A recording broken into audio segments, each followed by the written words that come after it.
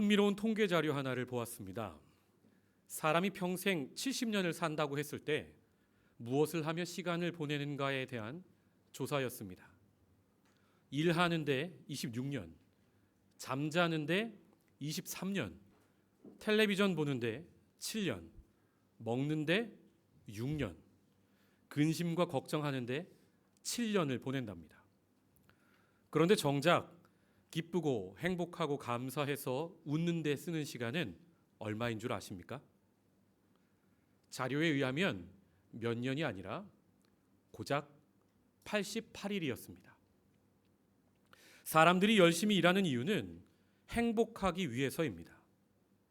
그런데 사람들이 행복을 위해 평생 중에 26년이나 일하는데 정작 인생 중 행복한 시간은 88일이 채 안 된다는 겁니다. 이 자료를 보며 저는 우리가 무언가 잘못 살고 있구나 하는 생각이 들었습니다. 세상 사람들도 이렇게 일만 하며 살기는 싫은지 요즘 워라밸이라는 말을 많이 합니다. 워크와 라이프, 밸런스를 생각하며 산다는 말입니다. 그래서 열심히 일해서 그 돈으로 여름과 겨울에 워라밸을 생각하며 어떻게든 여행을 갑니다. 그리고 여행지에서 멋진 옷을 입고 운동으로 잘 가꾸어진 몸을 과시하며 웃으면서 사진을 찍어 SNS에 올립니다. 나는 이렇게 행복합니다 라는 것을 보여주는 게 목적이지요. 그런데 여러분, 이렇게 살면 진짜 행복합니까? 마지막 호흡할 시간이 다 되어 이제 내 인생 끝날에 여행 많이 다니고 SNS에 사진 올려 좋아요 많이 받으면 내가 참 잘 살았구나 하는 생각이 들까요? 저는 제가 예수 안 믿는 사람이었다 할지라도 그렇지는 않을 것 같습니다. 그래서 저는 지금이 우리가 성경을 보며 우리 인생을 향한 하나님의 생각을 묵상해야 할 때라 여겨집니다.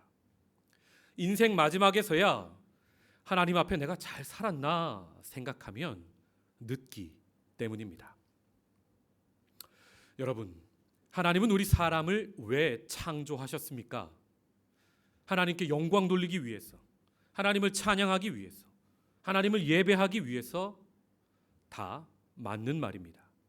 그러나 창조 목적 중 중요한 것 하나를 빼뜨리면 안 됩니다. 하나님은 사람을 행복한 존재로 창조하셨습니다. 그래서 우리를 위해 에덴 동산도 지어주셨습니다. 에덴이란 말은 히브리어 동사 아단에서 나왔는데 뜻이 기뻐하다입니다. 즉 하나님은 우리를 기쁨의 동산에서 지내도록 창조하신 겁니다. 그곳에서 아담과 하와가 하나님과 동행하며 참 행복했습니다. 그런데 사람이 그 행복을 왜 잃어버립니까? 하나님이 에덴 동산만 주신 게 아니라 그 안에 아담과 하와를 위해 수많은 과일을 주셨습니다. 그런데 뱀이 하와를 유혹할 때 하와의 마음에 그만 그 모든 것에 대한 감사가 사라지고 그 순간 욕심이 찾아옵니다. 자기 안에 찾아온 욕심을 제어하지 못하고 그만 선악과를 따먹고 하나님 말씀을 어깁니다. 그때부터 하나님과 사이가 멀어지고 사람과 사람 사이가 벌어집니다. 죄가 인류를 찾아오고 사망의 권세가 사람을 다스립니다. 이때부터 사람이 불행하기 시작합니다. 이렇게 사람이 감사를 잊으면 결국 행복을 잃어버리게 되는 겁니다. 우리는 흔히 행복해야 감사하다고 생각하는데 성경은 우리가 감사해야 행복하다고 말씀하는 겁니다. 오늘 우리는 삶의 자리는 참 어려웠지만 늘 감사함으로 행복을 잃지 않았던 한 사람을 보고자 합니다. 그 사람의 이름은 바울입니다. 오늘 본문 로마서의 바울은 무엇이 그리 행복한지 찬양을 하나님께 올려드리고 있습니다. 그에게 감사할 것이 많아 찬양하고 있는 걸까요? 본문을 살펴보며 바울의 감사는 무엇인지 함께 보겠습니다. 로마서 8장 29절부터 30절은 성도들의 구원의 과정을 이야기합니다. 하나님이 미리 아신 자들을 또한 그 아들의 형상을 본받게 하기 위하여 미리 정하셨으니 이는 그로 많은 형제 중에서 맏아들이 되게 하려 하심이니라. 또 미리 정하신 그들을 또한 부르시고 부르신 그들을 또한 의롭다 하시고 의롭다 하신 그들을 또한 영화롭게 하셨느니라. 아멘. 하나님이 미리 아신 자들은 누구입니까? 우리입니다. 우리 성도요, 성도의 모임인 교회입니다. 바울은 성도와 교회의 구원의 과정을 예정, 부르심, 칭의, 영화 4단계로 설명하고 있습니다. 아무리 연약한 성도라도, 아무리 부족한 교회라도 하나님이 구원하기로 정하셨기에 4번째 단계 영광스러운 모습까지 성숙시켜 가신다는 겁니다. 바울은 지금 교회의 승리를, 교회의 영광을 확신하며 감격하고 있습니다. 여러분, 그럼 당시 교회의 현실이 정말 영광스러웠습니까? 절대 그렇지 않았습니다. 바울이 교회를 위해 그리스도의 남은 고난을 자기 육체에 채운다고 고백할 정도로 교회들마다 문제가 많았습니다. 지금은 서신서로서 신약 성경이 된 바울의 많은 편지들은 사실 왜 기록된 줄 아십니까?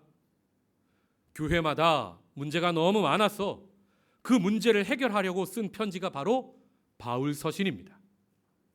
데살로니가 교회는 죽은 자들의 부활을 의심했습니다.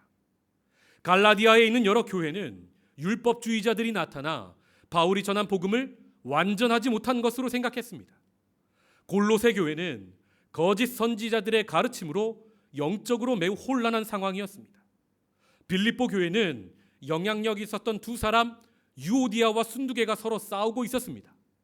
에베소 교회는 이방인이 유대인으로 귀화하지 않고 기독교인이 될 수 있다는 바울의 생각에 동의하지 않는 사람들이 있었습니다. 로마 교회는 유대인과 헬라인 사이에 갈등이 있었습니다. 예루살렘 교회도 유대파와 헬라파 사이의 갈등으로 매일의 구제에 헬라파 과부가 빠지는 사건도 벌어집니다. 고린도 교회는 유대인과 헬라인, 강한 자와 약한 자, 은사파와 비은사파 등으로 나뉘어져 서로 잘났다고 자랑하며 싸우고 있었습니다. 그래서 싸움이 나서 세상 법정에 서로를 고소 고발했습니다. 거기에 세상 사람들도 잘하지 않던 음행의 문제까지 있었습니다. 그리고 각 교회마다 거의 대부분 바울이 진짜 사도 맞아? 의심하는 사람이 많았습니다. 당시 사도의 조건이 예수님을 육신으로 보고 따른 자들인데 과연 바울이 그랬냐는 겁니다. 바울이 전하는 복음이 진짜 복음이냐 의심하고 있었습니다. 그래서 바울이 서신서 처음에 그리스도 예수의 사도된 나 바울은 하며 자신이 진짜 사도임을 밝히고 편지를 썼던 겁니다. 그리고 자신도 부활하신 예수님을 자신의 육신의 눈으로 직접 목격했다고 강조했던 겁니다.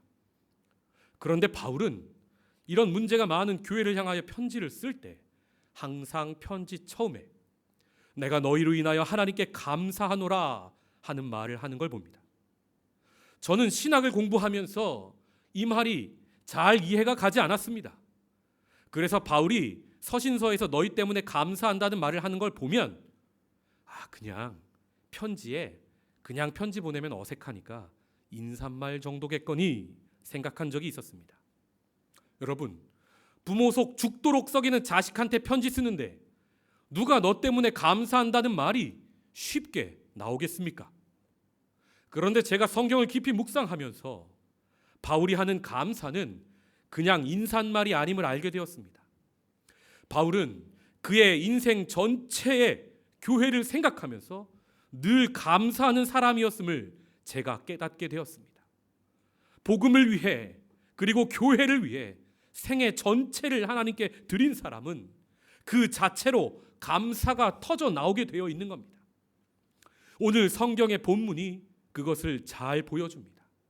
사실 지금 바울은 교회 때문에 감사하는 정도가 아니라 감격하고 있는 것을 봅니다. 무엇 때문에 그는 감격하고 있습니까? 본문 31절, 32절의 말씀입니다. 그런즉 이 일에 대하여 우리가 무슨 말하리요? 만일 하나님이 우리를 위하시면 누가 우리를 대적하리요?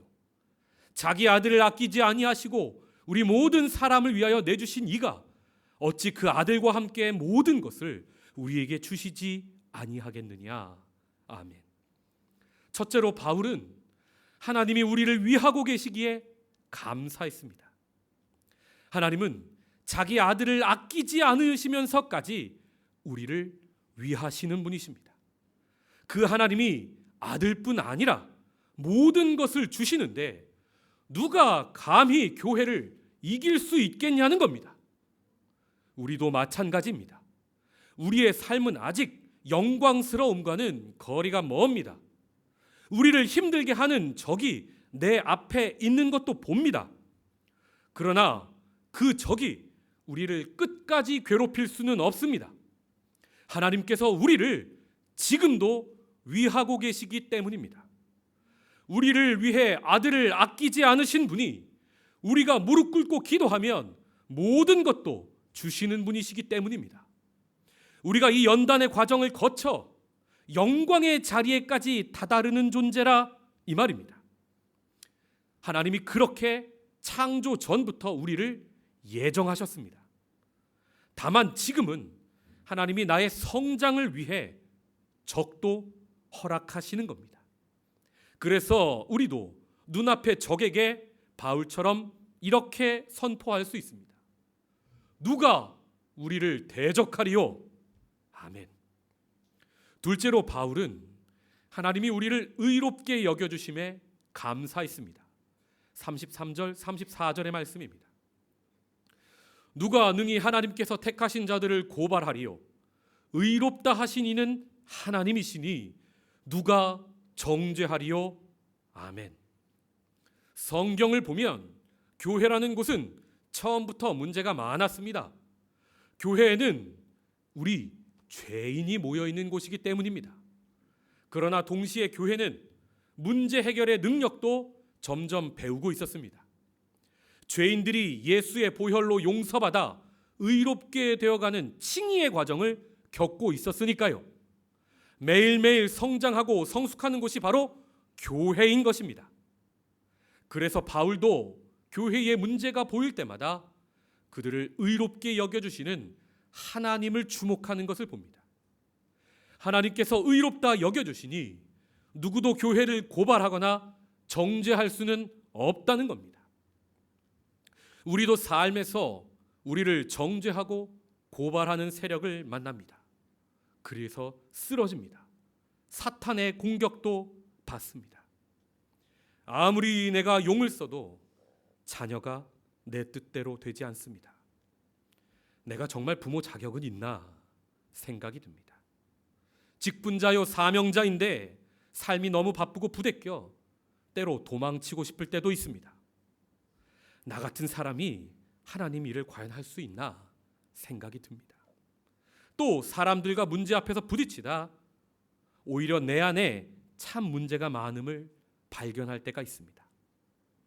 나는 정말 하나님 자녀 맞나 생각이 듭니다.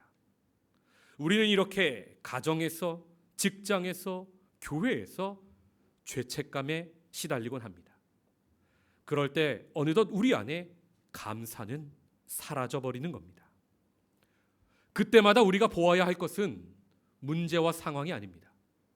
우리를 의롭다 여겨주시는 하나님과 계속 눈을 마주쳐야 합니다. 그렇게 한 걸음 또 한 걸음 주와 동행하면 어느덧 나도 모르게 주님 닮은 형상으로 변화되는 겁니다. 그래서 나를, 내 자녀를, 내 가정을, 그리고 우리 교회를 정죄하는 어둠의 세력을 향해 우리도 이렇게 선포할 수 있습니다. 누가 능히 하나님께서 택하신 자들을 고발하리요? 누가 우리를 정죄하리요? 아멘. 셋째로 바울은 우리를 사랑하시는 이로 말미암아 하나님께 감사했습니다. 37절의 말씀을 함께 읽겠습니다.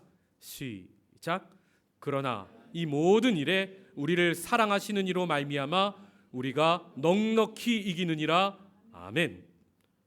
여러분은 매일 하나님의 사랑을 체험하십니까? 삶이 즐겁고 기쁠 때만 아니라 절망의 자리에서도 하나님의 사랑이 잘 느껴지십니까? 혹시 싱가포르에서 지금이라는 시간이 낭떠러지 같이 느껴지시는 분 이 자리에 앉아 계시진 않으십니까? 그래서 하나님이 살아계신지 안 살아계신지도 이제는 믿어지지 않는 분들 계십니까? 밥소르기 목사님이 쓰신 하나님이 당신의 이야기를 쓰고 계신다라는 책에 나온 목사님 이야기를 하나 들려드립니다. 1992년 5월 어느 금요일 밥 목사님이 사역을 마치고 집에 돌아오는 길에 목에 구슬이 걸린 것 같은 극심한 고통을 느낍니다. 병원에 갔더니 의사가 그에게 후드 접촉성 유가종이라는 진단을 내립니다. 설교자일 뿐 아니라 탁월한 찬양 인도자였는데 이제 설교도 그리고 그 아름다운 목소리로 찬양도 하지 못하게 되었습니다. 그의 우렁찼던 성량의 대부분을 잃어버리고 삶의 기반이 모두 무너져 내리는 걸 경험합니다. 수술을 해도 소용이 없고 말을 하기 위해 단어 하나만 말해도 극심한 통증이 목에 밀려옵니다. 그때부터 하나님께 전적으로 매달리기 시작하였으나 2년이 지난 94년 봄 무렵 목 상태는 점점 더 나빠지기만 했습니다. 그래서 당시 담임 목사로 사역하던 뉴욕 시온 펠로우십 교회 장로님들께서 밥 목사님에게 6개월간의 안식년을 주었습니다. 하나님, 나에게 지금 왜 이런 일이 벌어지는 겁니까? 제발 말씀을 들려주세요. 아무리 성경을 펴고 기도를 해도 하나님의 음성이 들리지 않습니다. 토요일부터 계속된 기도에 하나님이 응답하지 않자 이 목사님이 주일이 되었는데 태어나서 처음으로 교회를 땡땡이 쳤습니다. 3명의 자녀들을 데리고 야구장으로 가서 외야 쪽에 자리를 잡았습니다. 야구를 보는 내내 하나님의 음성은커녕 마귀가 어깨 위에 떡하니 올라 계속 말하는 것만 같았습니다. 너는 하나님께 거부당했어. 너는 버려졌어. 너는 지금 하나님의 진노 아래 놓여 있어. 그런데 동시에 내면 깊은 곳에서 또 다른 목소리 하나가 들립니다. 내가 너와 함께 있다. 내가 너를 택했다. 나는 너의 편이다. 나는 그 어느 때보다 너에게 지금 더 가까이 있다. 지금의 이 상황은 지나가는 과정일 뿐이다. 나는 너의 인생을 가지고 이야기 한 편을 써나가는 중이다. 그리고 그 이야기는 아직 끝나지 않았다. 밥 목사님이 이게 정말 하나님의 음성인지 궁금했습니다. 그때 생각 하나가 떠올랐습니다. 하나님께 징조를 구해보자. 하나님, 내가 지금 들은 음성이 하나님의 음성이 진짜면 확실하게 어떤 특별한 방법으로 공이 날아오게 하시고 그 야구공을 내가 잡게 해주세요. 동시에 내가 지금 무슨 기도를 하는 거지? 미친 생각은 집어치우자. 밥 목사님 마음속에 두 생각이 야구를 보는 내내 싸우고 있었습니다. 확률을 한번 계산해 봤습니다. 관찰한 바에 따르면 타자가 친 공이 목사님께 날아와 공을 잡는다는 건 확률 제로에 가까웠습니다. 지금 야구장에는 수만 명의 사람들이 자리 잡고 있었고 목사님이 딸과 앉은 좌석은 2층이 돌출된 관중석 아래 구석에 있었거든요. 어느덧 야구 경기는 6회 공격으로 접어듭니다. 투수가 공을 던지고 타자가 방망이를 휘두릅니다. 공이 외야로 날아오르기 시작합니다. 공이 왼쪽에 2층 관중석 하단 부분에 떨어집니다. 야구 글러브를 낀 숱한 손들이 하늘을 향해 일제히 손을 뻗습니다. 목사님이 자기도 모르게 벌떡 일어났습니다. 왼쪽 2층 관중석 하단 부분에 맞은 공이 정말 묘하게도 기둥 하나에 맞은 다음 엉뚱한 각도로 튕겨서 목사님을 향해 곧장 날아왔습니다. 공이 너무나 빠르게 날아왔기 때문에 목사님이 제대로 잡을 수가 없었습니다. 공은 목사님 손을 빠져나가 가슴에 한번 튀긴 다음 옆에 앉아있던 딸 케이티의 무릎에 톡 떨어집니다. 목사님이 너무 놀라 의자에 털썩 주저앉았습니다. 딸이 말합니다. 아빠, 내가 야구공을 주었어요. 딸아이가 소리를 지릅니다. 그때 그 애에게 말하지는 못하였지만 목사님이 속으로 이렇게 말했답니다. No, the ball is mine. 목사님이 야구공을 손에 쥐고 감격해 있는데 앞에 앉아있는 할아버지 한 분이 뒤를 돌아다보면서 이렇게 말했답니다. 부럽네요. 지난 30년 동안 주말마다 야구를 보러 여기 왔는데 단 한 번도 공을 잡아보지 못했거든요. 밥 소르기 목사님은 그 주일 야구장에서 하나님의 사랑을 확신하게 되었습니다. 목사님의 목소리는 여전히 약했지만 그로 인해 목사님은 책을 쓰기 시작했습니다. 그리고 그 책을 통해 많은 사람이 절망의 자리에서도 하나님이 여전히 사랑하고 계심을 믿게 되었습니다. 이처럼 하나님은 우리가 삶의 어떤 자리에 있어도 그 사랑을 깨닫게 하셔서 감사할 수 있게 하시는 분이십니다. 본문에 바울도 마찬가지였습니다. 육체의 가시를 통해 하나님의 더 깊은 은혜를 체험하고 복음을 전하다 겪은 많은 환난과 어려움을 통해 오히려 바울은 교회를 향하고 있는 예수님의 마음을 더 깊게 알아갔던 겁니다. 그래서 바울은 이렇게 선포합니다. 35절부터 39절의 말씀입니다. 누가 우리를 그리스도의 사랑에서 끊으리요? 환난이나 곤고나 박해나 기근이나 적신이나 위험이나 칼이랴. 기록된 바 우리가 종일 주를 위하여 죽임을 당하게 되며 도살당할 양같이 여김을 받았나이다 함과 같으니라. 그러나 이 모든 일에 우리를 사랑하시는 이로 말미암아 우리가 넉넉히 이기느니라. 내가 확신하노니 사망이나 생명이나 천사들이나 권세자들이나 현재일이나 장래일이나 능력이나 높음이나 깊음이나 다른 어떤 피조물이라도 우리를 우리 주 그리스도 예수 안에 있는 하나님의 사랑에서 끊을 수 없으리라. 아멘. 성도 여러분, 이것은 바로 바울이 자신의 인생을 던져 전했던 복음의 결론이었습니다. 그 어느 것도 우리 성도를, 교회를 그리스도 예수의 사랑에서 끊을 수 없다는 겁니다. 여기에 나온 환난, 곤고, 박해, 기근, 적신, 위험, 칼은 바울 자신이 직접 복음 전하며 경험했던 어려움들이었습니다. 자신이 다 경험해 봤는데 그 어떤 어려움도 교회를 향한 하나님의 사랑을 끊지 못하더라 이야기하는 겁니다. 그래서 그는 아무도 알아주지 않는 로마 감옥에서 목이 베어 순교하는 그 순간에도 복음 전할 수 있음에 감사하며 더 나아가 감격하며 삶을 살았던 겁니다. 세상의 대적도, 세상의 정죄와 고발도 바울의 감격을 그리고 바울의 행복을 막을 수는 없었습니다. 지금 하나님 사랑에서 끊어진 것 같은 삶을 살고 계시진 않으십니까? 그래서 감사가 없는 삶을 살고 계십니까? 가정, 학교, 직장, 비전, 진로, 관계, 물질 등 우리를 염려하게 하는 그 치열한 문제 현장에서 우리도 반 목사님처럼 그리고 사도 바울처럼 하나님의 뜻을 더 깊게 깨닫게 되는 우리 되길 축복합니다. 문제 속에서 오히려 하나님 사랑을 더 깊이 알아가는 우리가 될 줄 믿습니다. 그래서 문제가 해결되어 감사하는 신앙인이 아니라 여전히 문제가 내 앞에 있어도 하나님이 나를 위하시기에, 하나님이 나를 의롭다 여겨주시기에, 하나님이 나를 여전히 사랑하시기에 감사를 넘어 감격하는 성도 되기를 축복합니다.